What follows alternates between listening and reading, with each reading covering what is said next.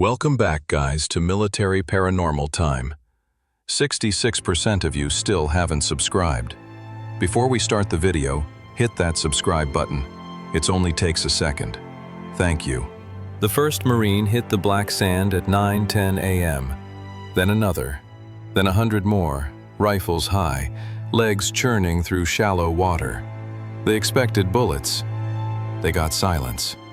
Private First Class Miller dropped behind a fallen palm log, his finger tight on the trigger. Nothing moved in the jungle ahead. No muzzle flashes, no screams. Just coconut palms swaying in the morning heat and the sound of waves behind him. "Where the hell are they?" someone shouted. The 1st Marine Division pushed inland across Guadalcanal as part of Operation Watchtower, America's first major offensive against Japan in the Pacific theater of World War II. Every man knew the intelligence reports. Japanese forces held this island. They'd built an airfield here. But as Marines swept through abandoned camps, they found only ghosts. Cooking fires still smoldered. Rice sat half-eaten in bowls. Supply dumps overflowed with crates of food, ammunition, tools. The enemy had vanished like smoke. Lieutenant Colonel Frank Bryan Goettge stood at the edge of the new American perimeter, field glasses pressed to his eyes. At 46, the Ohio-born officer had the weathered face of a man who'd spent 25 years in the Corps. His service jacket told the story. Meuse-Argonne offensive in World War I with the 5th Marines. Occupation duty in Germany, Haiti, Peking, aboard the USS Pennsylvania. Now he served as the division's G2, the intelligence officer, and his intelligence had been wrong. Goettge lowered the glasses. He'd estimated the bulk of Japanese forces would defend this beachhead. Instead, they'd captured the airfield at Lunga Point without firing a shot. Only Korean laborers stumbled out of the jungle with their hands up, skinny and scared. "Sir?" A young lieutenant approached, sweat already soaking through his uniform. "Interrogation tent is set up." Goettge nodded. The heat pressed down like a wet blanket. His shirt stuck to his back. Flies buzzed around his face. This island smelled like rotting vegetation and salt water, a smell he'd never get used to. The captured Koreans sat in a line outside the tent, guarded by 2 Marines with Thompson submachine guns. Through a translator, they told the same story. Japanese construction battalion, hundreds of workers building the airfield. When American ships appeared on the horizon 3 days ago, orders came to retreat west, toward the Guadalcanal River. Goettge marked it on his map with a grease pencil. West. The Japanese hadn't fled the island. They'd repositioned.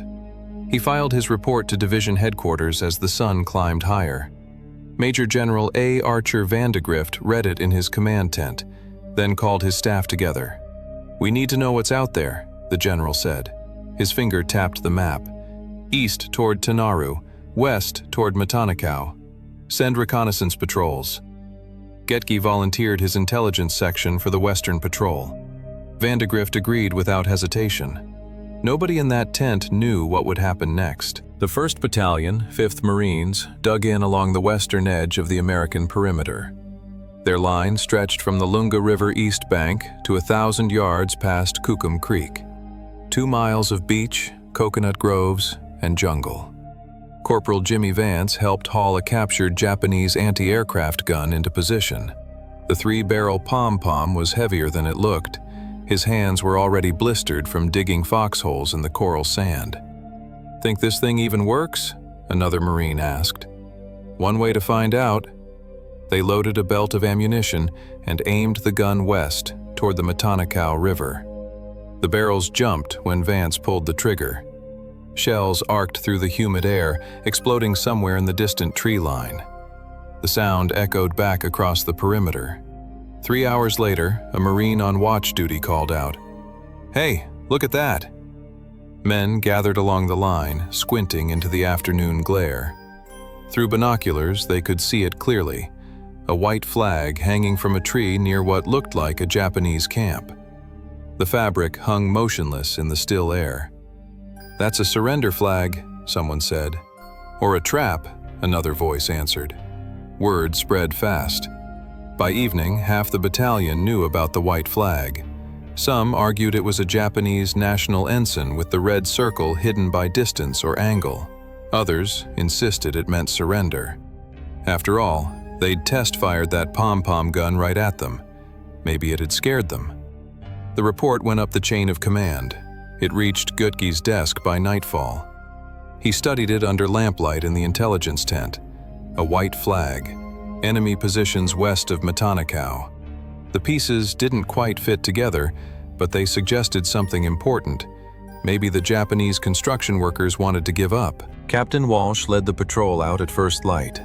20 Marines from Headquarters Company and Company A moved in a loose column through the coconut groves. Their boots crunched on fallen palm fronds. Sweat ran down their faces. The jungle thinned as they approached the Guadalcanal River. Walsh could see the water ahead, dark and slow-moving. He raised his fist. The patrol stopped. Machine gun fire erupted from across the river. Bullets snapped through the air, thudding into tree trunks. Marines dove for cover, returning fire. Muzzle flashes sparkled from the far bank. The firefight lasted maybe 3 minutes, then silence. Walsh pulled his men back, moving fast through the trees. Nobody was hit, but the message was clear. The Japanese had set up defensive positions on the west bank of the Guadalcanal. Back at division headquarters, Goettge updated his intelligence maps, red marks showing enemy positions. But the white flag still hung in those trees. He could see it through field glasses from the perimeter. Why would they defend the river crossing but also fly a surrender flag? The contradiction gnawed at him. Maybe some Japanese wanted to surrender while others fought on. Maybe the construction workers were separate from combat troops. Maybe this was a chance to secure the western half of the island without a battle. The answer came the next morning, delivered by a patrol that had been probing west of the Lunga River. They'd captured a Japanese soldier. The prisoner could barely stand. 2 Marines held him upright as they brought him into the tent. His naval uniform hung loose on a skeletal frame. Dark circles shadowed his eyes. Tropical ulcers covered his legs, red and weeping. Goettge had seen plenty of prisoners in his career, but this man looked half dead. A Navy corpsman examined him quickly. "Malnutrition, sir. Probably malaria, too. He needs food and water." "Get him both," Goettge said. They sat the prisoner on a wooden crate. A Marine Corps linguist pulled up another crate across from him. Goettge stood to the side, watching, listening. The translator started with simple questions. Name, unit, rank. The prisoner was a seaman first class. He'd been part of the Naval Construction Battalion, the group building the airfield. When the Americans landed, his unit retreated west to the Guadalcanal area. Someone brought rice and water. The prisoner ate like he hadn't seen food in days. Maybe he hadn't.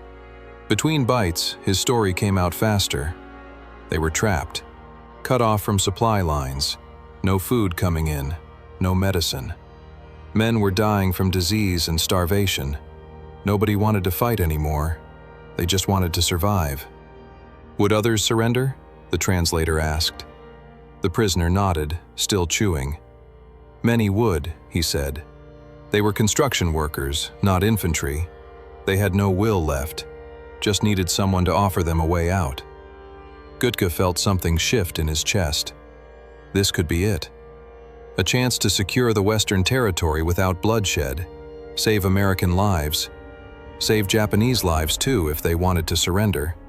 He thanked the prisoner and dismissed him to the corpsman's care. The heat was worse by midday. Inside the operations tent, it felt like breathing through wet cloth. Lieutenant Colonel Gerald Thomas looked up from his maps as Goettge entered. Thomas was the D3 operations officer. He controlled what the division did and when. "I need to talk about Guadalcanal," Goettge said. He laid out everything. The white flag, the firefight at the river, the prisoner's statement about demoralized troops ready to surrender, Korean laborers telling the same story. "I want to take a patrol out there," Goettge said. "Not a combat operation, reconnaissance with a diplomatic element. Accept their surrender if they're willing." Thomas shook his head. "No offensive operations yet. We're still consolidating here, getting organized. Supplies are a mess. This isn't offensive, it's... I said no, Frank. Goettge's jaw tightened. He kept his voice level. If D3 won't execute operations to secure our flanks, then D2 will. The tent went quiet. Thomas stared at him for a long moment, then went back to his maps. Goettge walked straight to General Vandegrift's tent. The division commander listened without interrupting. Goettge spread his notes on the field desk, prisoner statements, Korean laborer accounts, the white flag sighting, everything. "We have a chance here, sir," Goettge said. "Secure the western area without a major fight. But we need to move before they change their minds or get reinforced." Vandegrift studied the notes. His expression gave nothing away. Finally, he looked up. "Reconnaissance is necessary, I agree. But Frank..." He paused. "I don't want you leading it. You're too valuable as G2. Sir, I know the intelligence. I questioned the prisoner myself. I should be there. Frank, sir, please." The argument went back and forth for 10 minutes. Vandegrift raised objections. Goettge countered each one. He needed to see the situation firsthand. Intelligence officers couldn't direct operations from a desk. This was too important. Finally, Vandegrift, "All right, but you follow proper patrol procedures. Take experienced men. And Frank, be careful." "Yes, sir." Goettge left the tent already planning. He knew exactly who to recruit. First Sergeant Stephen Custer spread a map across the field table in the intelligence tent. The paper was already damp from the humidity. He traced a route with his finger while 3 other Marines watched. "We land here," Custer said, tapping the Guadalcanal river mouth. "Before dark, scout south along the west bank. Find a secure spot in the hills to bivouac overnight." His finger moved up the map. "Next day, we continue south, then turn east to the Lunga River and head north back to the perimeter. We're home before nightfall on day 2. Goettge stood in the tent entrance, listening. The plan was solid, simple. He stepped forward. "I like it.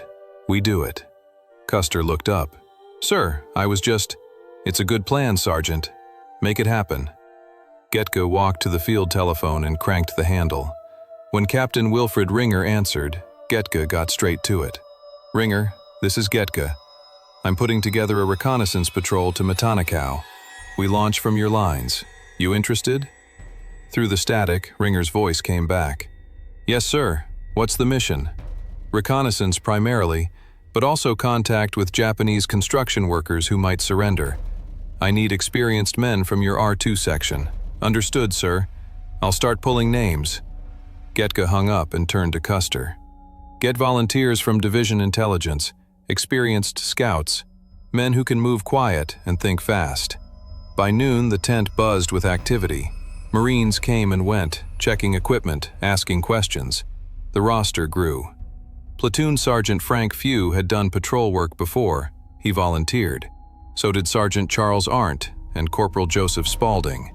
Sergeant Denzel Caltrider's name went on the list. These were men who knew jungle fighting, who understood how to read terrain and enemy movements. At 3:30 p.m., Goettge called everyone together in the division area. 24 men sat on ammunition crates or stood in the shade of coconut palms. The air hung heavy and still. "Here's what we know," Goettge began. He didn't waste words. Japanese construction battalion retreated west to Guadalcanal. They're cut off, starving, sick. Intelligence suggests many want to surrender. Our job is to scout the area and make contact if possible. He outlined the route Custer had planned. Land near the river mouth, scout inland, bivouac in the hills, return overland the next day. "This isn't a combat mission," Goettge said. "We're gathering information, but take weapons and be ready for anything." Lieutenant Ralph Corey sat near the front. He was the division's Japanese linguist, the man who'd helped break enemy codes.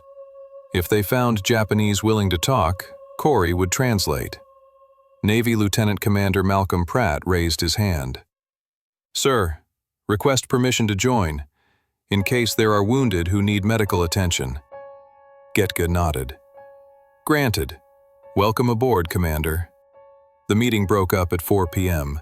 Men scattered to make final preparations. They checked their M1 Garens, filled canteens from water cans, stuffed pockets with K-rations. Few cleaned his rising submachine gun, working the bolt to make sure it ran smooth. Goettge made one more stop, the boat pool by the beach. Coast Guard Commander Dwight Dexter looked up from a maintenance log. Commander, I need a Higgins boat for tonight. How many men? 25, plus gear. Dexter checked his roster. I can give you a tank lighter. Where you headed? Guadalcanal area. Drop us off and return. We'll come back overland tomorrow. What time? 6 p.m., Kukum Beach. Dexter made a note. She'll be ready. Goettge walked back through the coconut groves. The sun was already dropping toward the horizon. In a few hours, they'd be underway. He thought about Vandegrift's warning. Be careful. He would be. This was reconnaissance, not a suicide mission. Everything looked good. The men were experienced. The plan was sound. Intelligence pointed to demoralized enemy forces. They'd be back tomorrow with valuable information about the Western Territory. He couldn't have known how wrong everything was about to go. The division volunteers moved out first. Goettge, Corey, and Custer piled into a jeep that bounced over the rough coral road toward Kukum Beach. The rest walked, rifles slung over shoulders, moving through the late afternoon heat.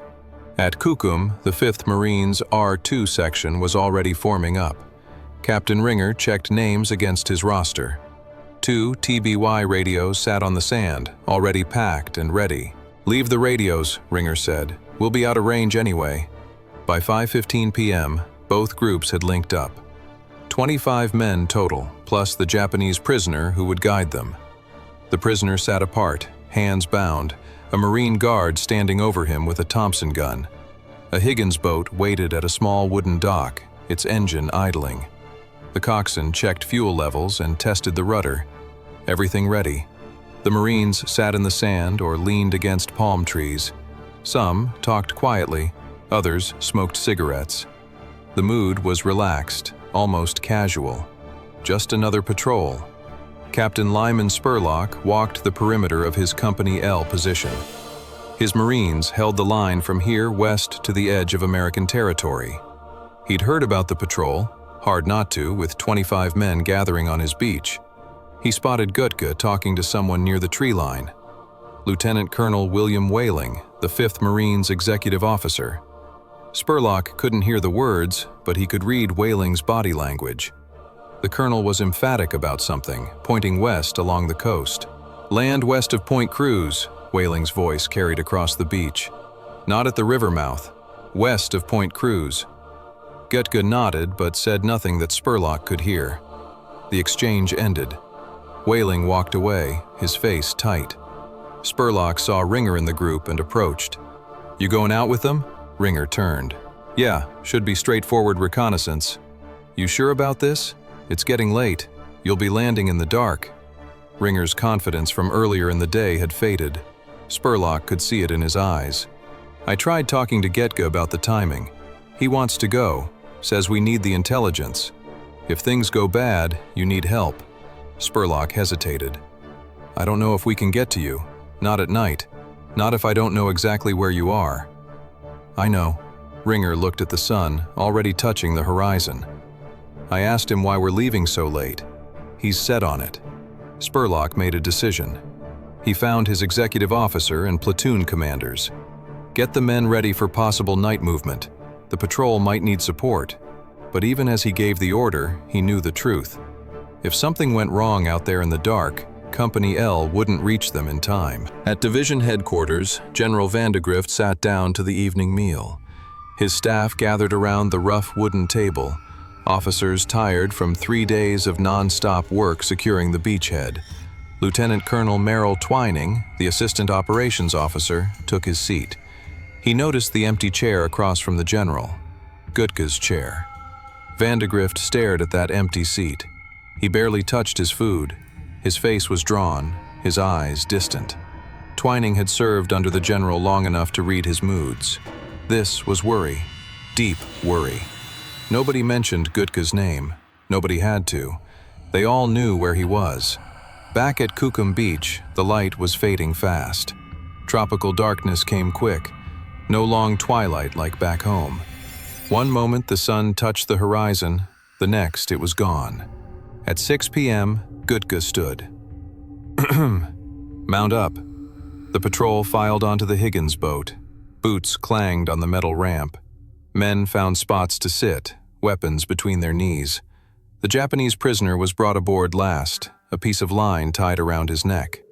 Sergeant Caltrider held the other end of the rope. "If anything happens," Caltrider told Sergeant Arndt, "he's first to go." The engine rumbled.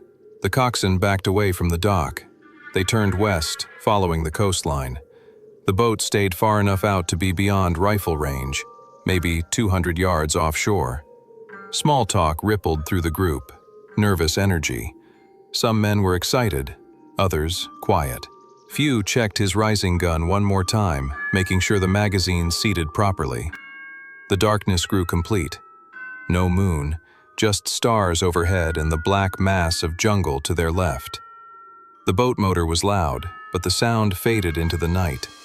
Then someone shouted, "Flare, east!" A bright point of light rose into the sky behind them, back toward the Lunga perimeter. The coxswain cut the throttle and turned the boat around.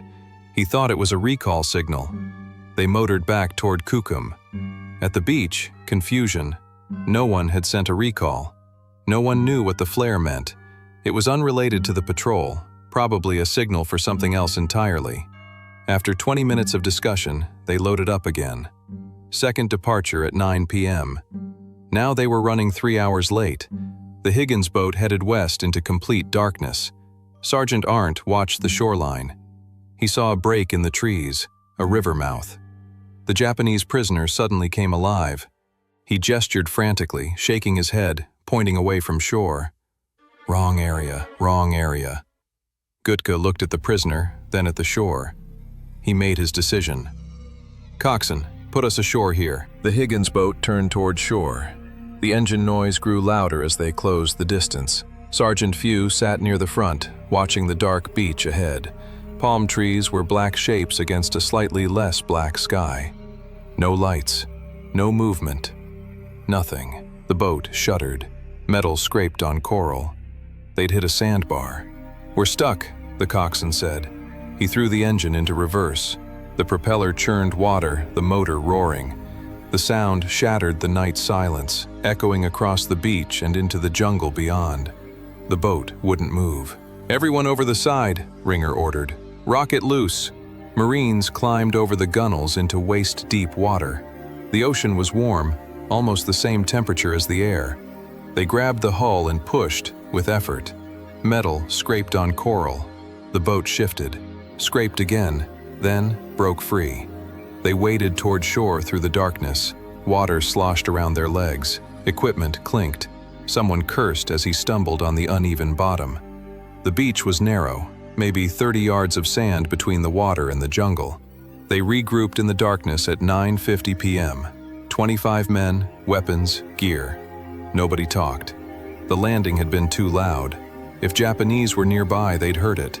200 yards inland, on a coral plateau hidden by jungle, Japanese Navy troops crouched in their positions. They were a guard unit assigned to defend Matanakau village to the last man.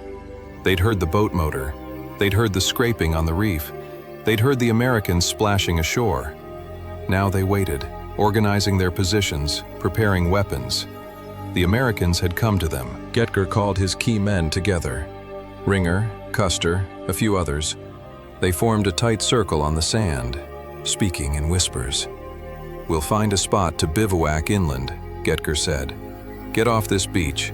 Ringer, Custer, you're with me. Rest of you form a line along the beach. Stay alert." The patrol spread out in a single line facing the jungle. They lay in the sand at the high water mark, weapons ready. The night was hot and humid. Sweat ran down faces, stinging eyes.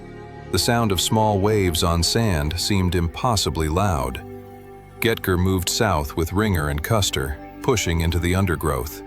Palm fronds brushed their faces, vines caught at their boots. They moved slowly, carefully, trying to be quiet. Through the trees ahead, they saw structures. Guadalcanal village. Dark shapes that might be huts or storage buildings. Goettge moved closer. His eyes were adjusting to the darkness, but he still couldn't see much detail. A Marine spotted movement. A figure in a trench. He called out, his voice sharp with tension. "Stand up!" 2 shots cracked from the jungle to the west. The muzzle flashes were bright orange in the darkness, leaving spots in their vision. The shots echoed across the beach. Goettge fell. The bullet caught him in the head.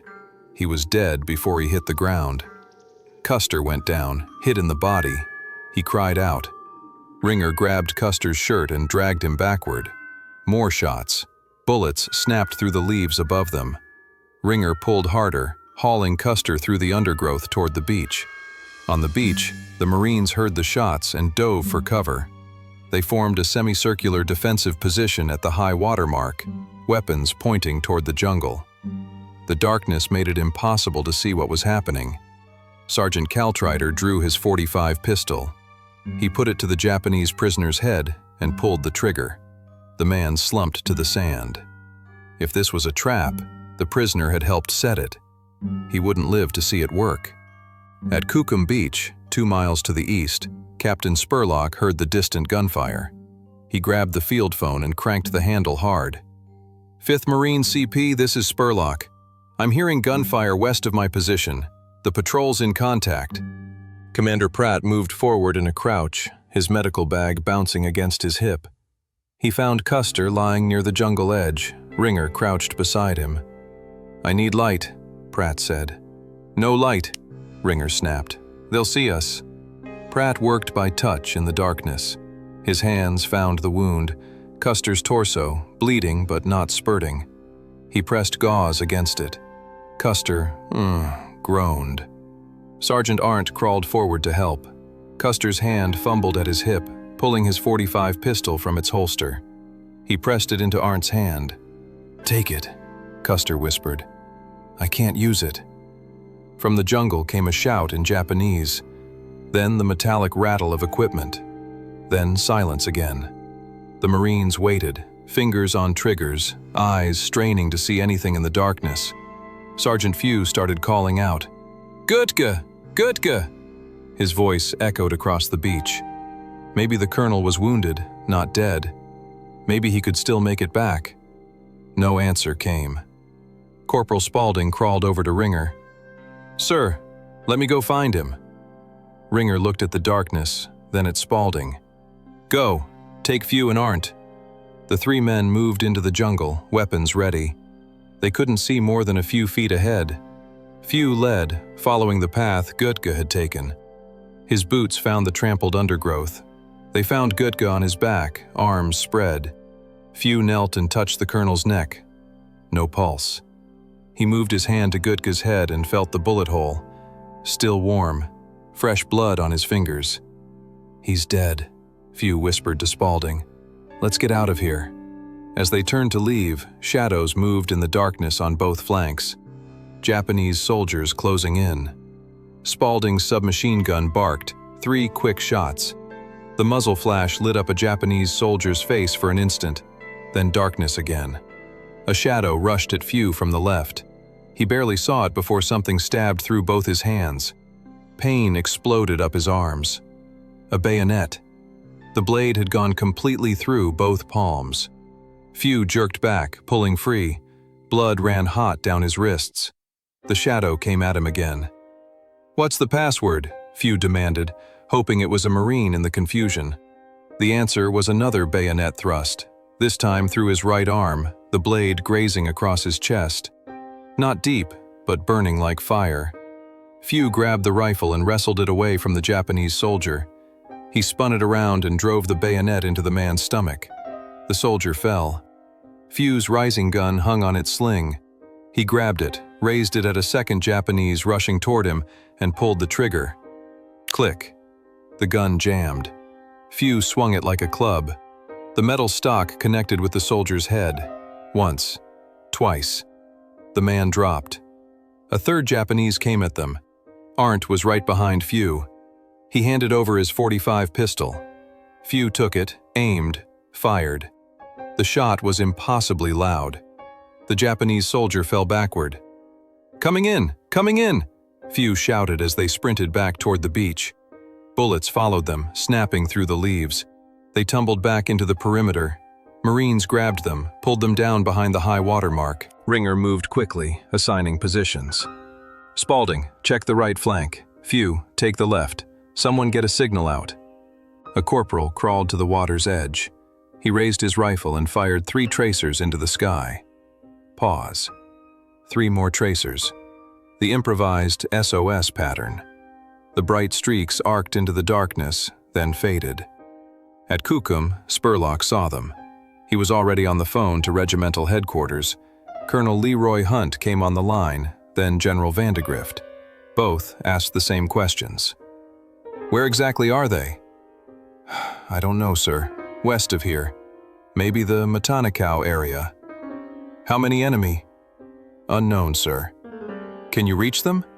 Spurlock looked at the darkness beyond his perimeter. "Not at night, sir. Not without knowing their exact position." "Stand by. Keep me informed." The line went dead. Spurlock alerted his platoon commanders anyway. "Get ready to move. It might come to that." On the beach, Few made his way to the water. He waded in up to his waist. The salt water burned his wounds, but he needed to wash off the blood. He could feel it sticky on his arms, his chest, his face. He found Commander Pratt working on another wounded Marine. Few held up his hands. Both palms had clean holes through them, front to back. "Doc, that training film, the one about getting diseases from close combat with the enemy. You remember it?" Pratt looked up at him, then laughed. It was a strange sound on that dark beach with bullets occasionally snapping overhead. "Sergeant, venereal disease is the least of your worries right now." Few nodded. He figured as much. He wrapped his hands in torn cloth from his uniform and went back to his position on the left flank. At 10:30 p.m., Ringer called Arndt over. They spoke in faces close together. "Someone has to swim for help," Ringer said. "You've got the best chance. Strong swimmer. You know the coast." Arndt looked east into the darkness. Over 5 miles back to American lines. Through water that might have Japanese patrols. But staying here meant dying. "I'll go, sir." "Stay close to shore until you clear the river mouth. Then get offshore where they can't hit you." Arndt checked his .45 pistol. Still had rounds. He stripped off his heavy gear, pack, cartridge belt, helmet. Kept the pistol and nothing else. He slipped into the water without a sound. The patrol watched him go, a dark shape moving through darker water. Then he was gone, swallowed by the night. Behind them, the jungle came alive with sound, shouting in Japanese, the rattle of equipment. A flare suddenly burst overhead, brilliant white light that turned the beach into day. The Marines pressed flat against the sand, but there was nowhere to hide. The flare hung in the sky for 30 seconds, swaying on its parachute, casting harsh shadows. Then, heavy machine gun fire opened up. Bullets chopped into the sand in front of the perimeter. A Marine cried out, "Hit!" Then another. The flare died. Darkness rushed back. But now the Japanese knew exactly where they were. Arndt swam east, staying in shallow water. His arms pulled through the warm ocean. He could hear the patrol's position behind him, sporadic gunfire, shouts, the occasional crack of a flare igniting. As he passed the Matanikau River mouth, muzzle flashes sparked from the shore. Bullets hit the water around him, little splashes in the darkness. He pulled his pistol and fired back 3 quick shots. The muzzle flashes stopped. He kept swimming. Coral outcroppings tore at his legs, his chest. He felt blood running down his skin, mixing with salt water. The cuts burned, but he couldn't stop. Behind him, more gunfire. His friends were dying back there. His arms grew heavy, his lungs burned. He'd been swimming for over an hour, maybe more. Time lost meaning in the darkness. Finally, lights ahead. The Lunga boat pool, American territory. Arndt stumbled into the shallows, exhausted, bleeding, barely able to stand. He found a rowboat pulled up on the beach. It had bullet holes in it, probably shot up in an earlier action. He climbed in, found a wooden plank, and used it like an oar to paddle out to where landing craft were anchored. A sailor on deck saw him coming. "Who's there?" "Marine! I need help!" They pulled him aboard, wrapped a blanket around his shoulders. Someone gave him water. He drank it in 3 gulps. "Get me to the regimental CP, now!" At 5 a.m., Colonel Hunt and Lieutenant Colonel Whaling were waiting when Arndt arrived. He was still bleeding, his uniform torn and soaked, but he gave his report clearly. The patrol landed west of the Guadalcanal river mouth. Colonel Goettge is dead. We're pinned down on the beach, heavy fire from the jungle. We need help. Hunt asked questions, but Arndt couldn't give him the exact location. Somewhere west of the river. How far? Maybe a mile, maybe less. In the darkness, distance was impossible to judge. How many enemy? Unknown, sir. We couldn't see them. Hunt dismissed Arndt to get medical attention. He turned to Whaling. We send a relief force at first light, but I won't commit men in the dark to an unknown location against an unknown enemy force. Whaling nodded. It was the right call, even if it meant the patrol had to survive until dawn on their own. Back at the beach perimeter, the night dragged on. Japanese fire came in bursts. A flare would go up, illuminating the Marines. Then machine gun fire would sweep the beach. Then darkness and silence for 20 minutes. Then another flare. The pattern was designed to break them psychologically. The waiting was worse than the shooting. Men flinched at every sound, every shadow. Ringer crawled along the line, checking positions. He found Spaulding on the right flank. "Can you make it back to our lines if I give you covering fire?" Ringer asked. Spaulding looked at the dark water. 5 miles, maybe more. But staying here meant dying for sure. "I can try, sir." "Wait for my signal." Ringer moved back to the center of the line. He called out in a low voice. "On my mark, everyone fires into the jungle. 3 seconds of covering fire. Ready? Mark." The Marines opened up. Rifles cracked, muzzle flashes lighting up the beach. Bullets tore into the jungle, leaves and branches falling. Spaulding ran for the water. He dove in and started swimming. Behind him, the covering fire stopped. The Japanese didn't seem to notice one man was gone. He swam until his muscles screamed. Then he'd float on his back for a minute to rest, then swim again. The shoreline was a dark mass to his left. He followed it east, toward safety. At one point, he got too close to shore. He heard voices, Japanese voices, the clatter of mess gear. He saw a fire through the trees. 6 or 8 Japanese soldiers sitting around it, probably a bivouac area. Spaulding pushed away from shore and kept swimming. His arms felt like lead, his lungs burned with each breath. But he kept going. He reached Kukum Beach around 7:30, just as gray light was spreading across the sky. Marines on watch almost shot him before he identified himself. Hunt and Whaling questioned him immediately. Same questions as Arndt, same answers. Somewhere west of the Guadalcanal, exact location unknown, heavy enemy fire, multiple casualties. "We need to move now, sir," Spaulding said. "There's maybe 4 or 5 men left alive." Hunt was already organizing the relief force. Company A, 1st Battalion, 5th Marines, would go by landing craft.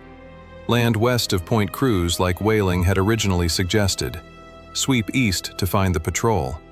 But it would take time to get the men assembled, the boats ready. Another hour, maybe more.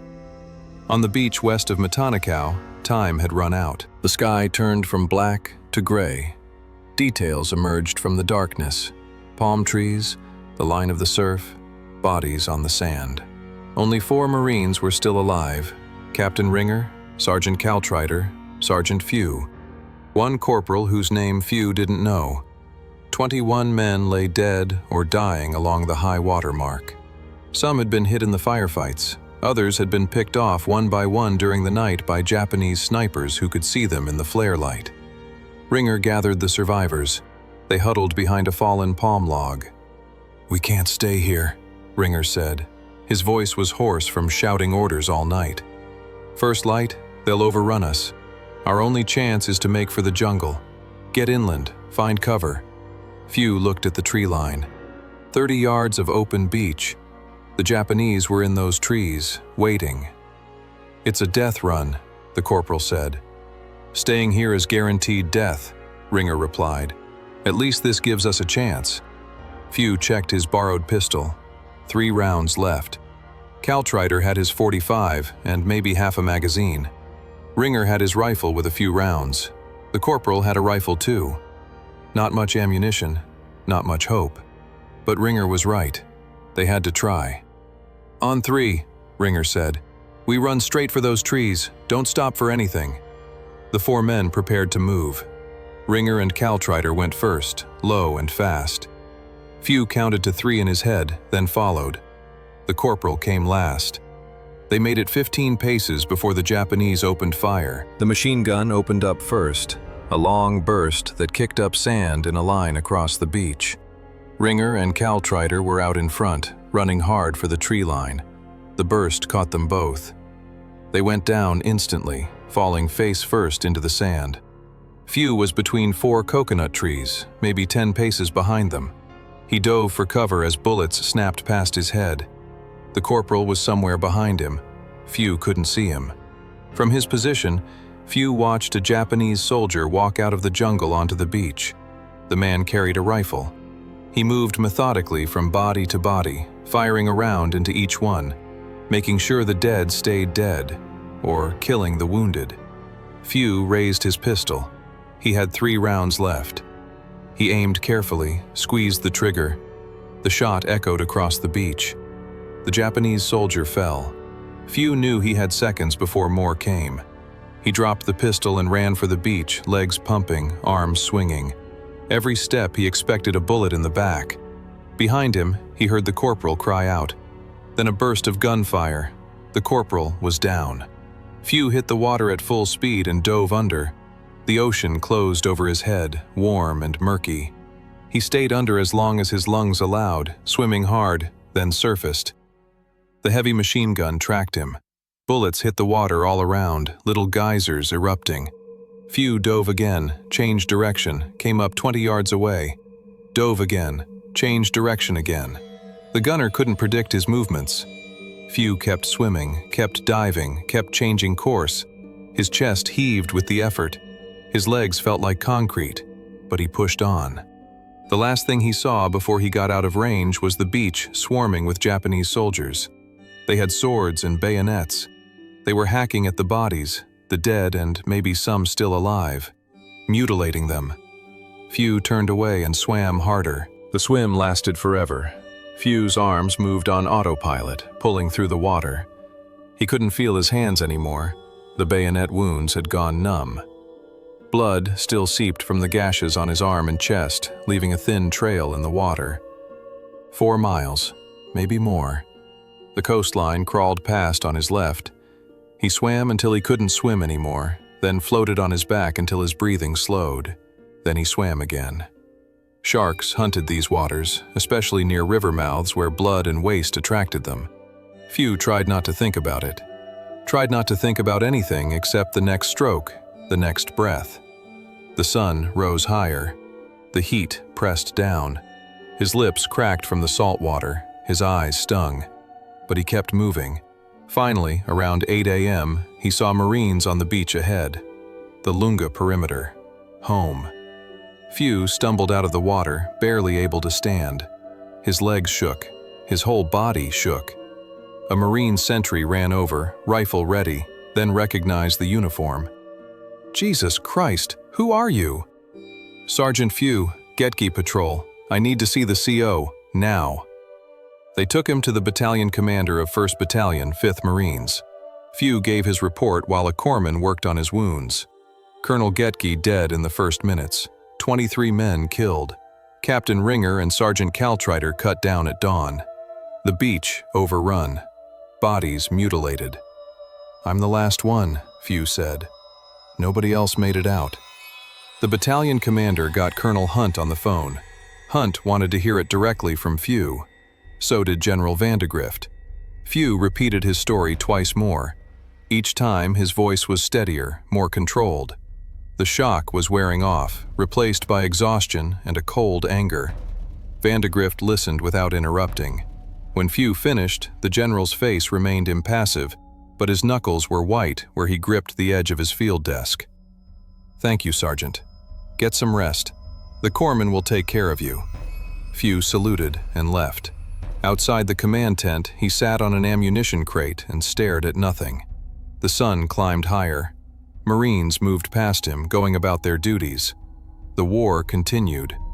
But 24 men from the Goettge Patrol were gone, dead on a beach west of the Guadalcanal River, and nobody had been able to help them. Company A, 1st Battalion, 5th Marines, assembled at Kukum Dock. 120 men, rifles cleaned and loaded, canteens full. They'd been told to expect heavy contact, prepare for casualties, bring back survivors if any remained. The landing craft loaded at 8:30 a.m. 3 boats, engines rumbling, coxswains checking compasses. Captain Walsh commanded the company. He'd heard the reports from Arndt and Spaulding. Somewhere west of Guadalcanal, heavy Japanese presence. 24 Marines missing or dead. The boats pulled away from the dock and motored west, staying a safe distance offshore.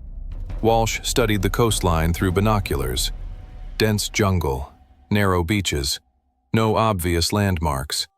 Where exactly had the patrol landed? "Take us to Point Cruz," Walsh ordered.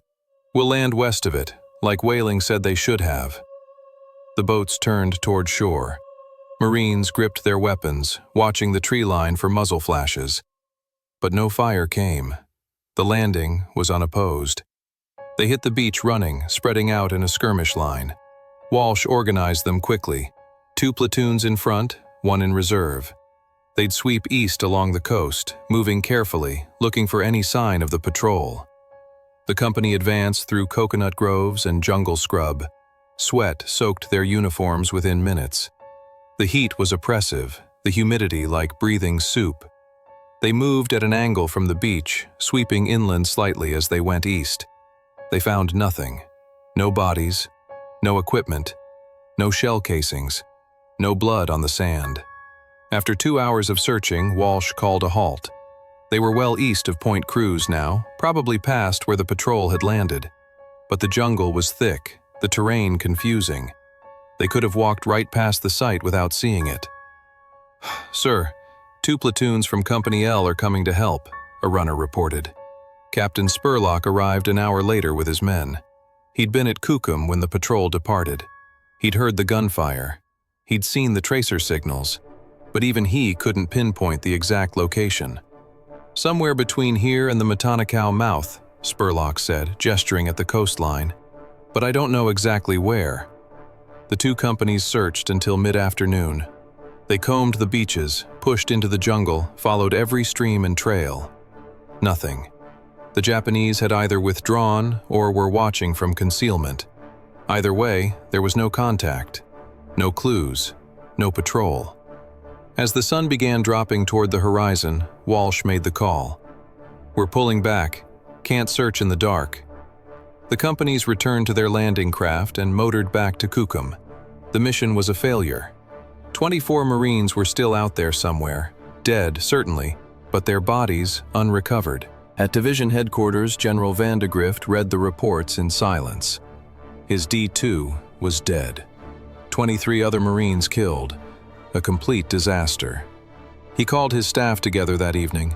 The atmosphere in the command tent was grim. Lieutenant Colonel Thomas, the operations officer, looked like he hadn't slept. Colonel Hunt from the 5th Marines stood with his arms crossed, jaw tight. "What happened?" Vandegrift asked. The answers came in pieces. Intelligence suggested demoralized enemy forces. A Japanese prisoner had said troops wanted to surrender. Goettge believed it. He organized a patrol. He ignored warnings about the landing site. He went anyway. "The prisoner," Vandegrift said. "Was he lying?" "We don't know, sir," Thomas replied. "He was emaciated, sick. He looked genuine. But whether he deliberately set a trap or just gave bad information, we can't tell." Vandegrift stared at his maps. The Western Territory was still enemy-held. The Matanakaw area remained a black hole in their intelligence picture. And now, his best intelligence officer was dead because of it. "We'll go back," Vandegrift said, "when we're ready, when we have the force to take that whole area, and we'll find them." For now, the war moved on. Japanese naval forces attacked the transport ships offshore. Air raids came daily. The Marines dug deeper into their perimeter and waited for supplies that came too slowly. The Goettge Patrol became a cautionary tale whispered among the troops. Don't trust enemy prisoners. Don't underestimate Japanese resolve. Don't assume intelligence is correct. And most of all, don't land in the dark on an unknown beach. 6 days after the patrol's annihilation, the 1st Marine Division was ready to move west. The First Battle of the Matanakaw was a 3-pronged attack designed to destroy the Japanese defensive positions and push American control deeper into the island. Artillery pounded the west bank of the river at dawn. Shells screamed overhead and exploded in the jungle, sending up geysers of dirt and shattered trees. Then the Marines advanced. The 5th Marines crossed the river at multiple points. They met resistance immediately. Machine gun nests, rifle pits, snipers in the trees. The fighting was close and brutal. Marines cleared positions one at a time, using grenades and rifle fire. By afternoon, the Japanese line was broken. Survivors retreated deeper into the jungle. The Marines secured Matanakaw village and the surrounding area. As units consolidated their positions, patrol teams moved through the battlefield, searching for intelligence and checking for remaining enemy soldiers. That's when they found the first bodies.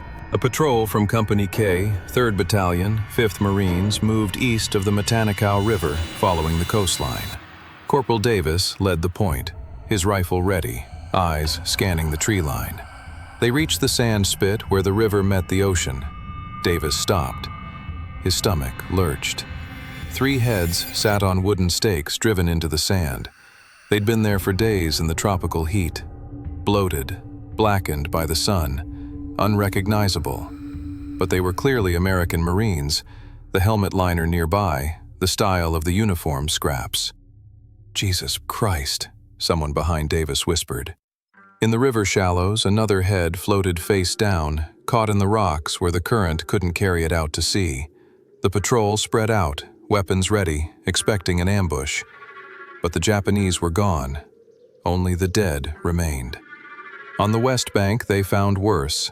A headless torso strapped to a tree with wire. The arms had been severed below the elbows, the legs below the knees. What remained was barely human, just meat and bone left to rot in the jungle. Davis turned away and vomited into the undergrowth. The patrol sergeant got on the radio. "We found them. We found the Goettge Patrol." Marines from other units arrived to help. They searched the area systematically, marking locations. Shallow graves appeared everywhere, mounds of sand with limbs protruding. An arm here, a leg there. The Japanese had buried some bodies hastily, but animals had dug them up.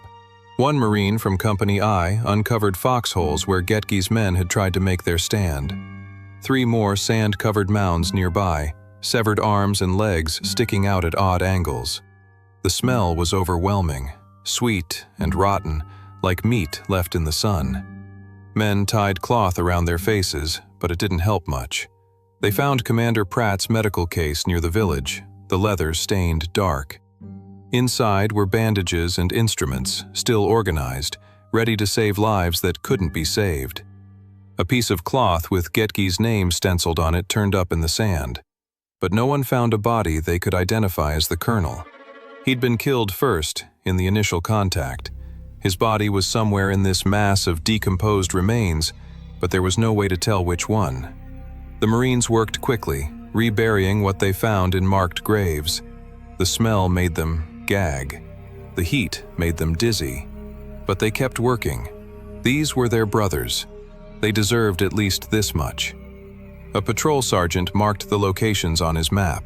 He'd report them to Graves registration. The proper unit would come back later, recover the remains, give them real burials in the division cemetery. But that never happened. August turned to September. September to October. The fighting on Guadalcanal grew worse.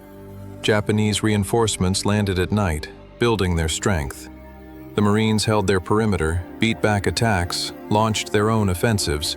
Men died every day. The division cemetery grew, but the Graves registration unit never went back to the Guadalcanal area to recover the Goettge Patrol. Maybe they forgot in the chaos of constant combat. Maybe they couldn't spare the men. Maybe the sites were in contested territory, too dangerous to reach. The reasons didn't matter. The result was the same. In November, 3 months after the patrol's destruction, a battalion surgeon walked through the Guadalcanal area during a lull in fighting. He saw bones scattered in the undergrowth, human bones, bleached white by the sun. He recognized them for what they were, American Marines, still lying where they died. He marked the location and reported it. Nothing happened. The official casualty list recorded 24 men killed in action on August 12th to 13th, 1942. Members of the Goettge Patrol. Most were listed as body not recovered.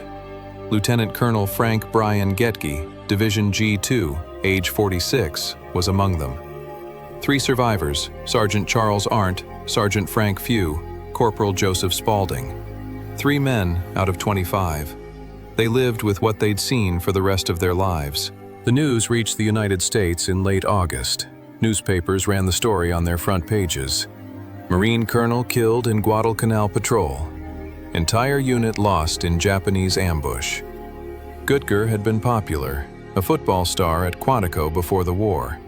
He'd turned down a contract with the New York Giants to stay in the Marines. People remembered him. Now he was dead on some island most Americans had never heard of. Questions started immediately. How could an experienced intelligence officer walk into such an obvious trap? Why did he ignore warnings from his own officers? Why trust a Japanese prisoner's word about surrender? The commandant of the Marine Corps sent a message to General Vandegrift. Submit a written account of what happened. Vandegrift spent hours on the report.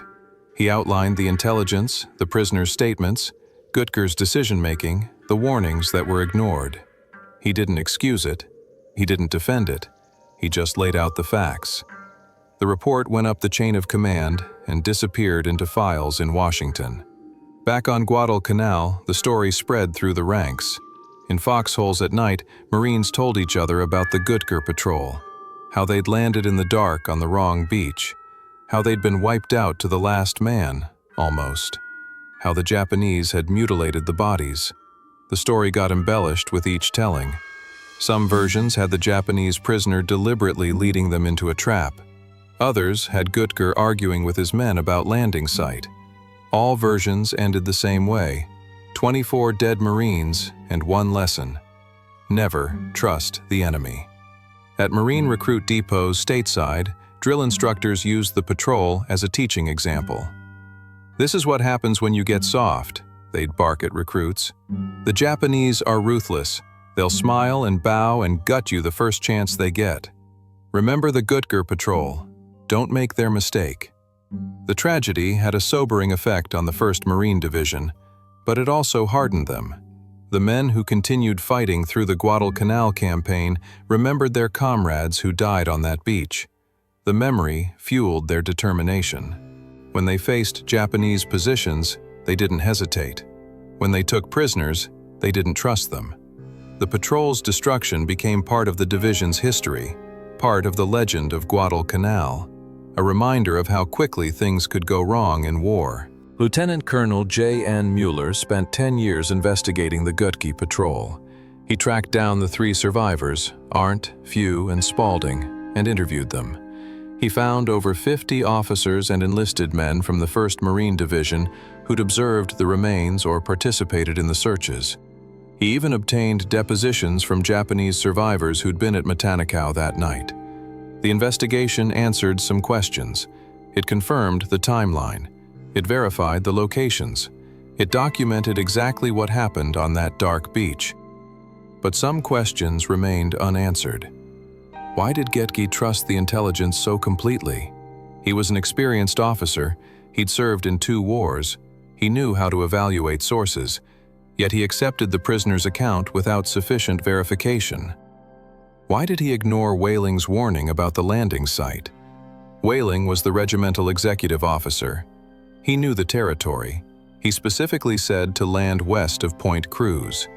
Goettge landed at the river mouth instead. Why didn't Ringer and others who had doubts push back harder?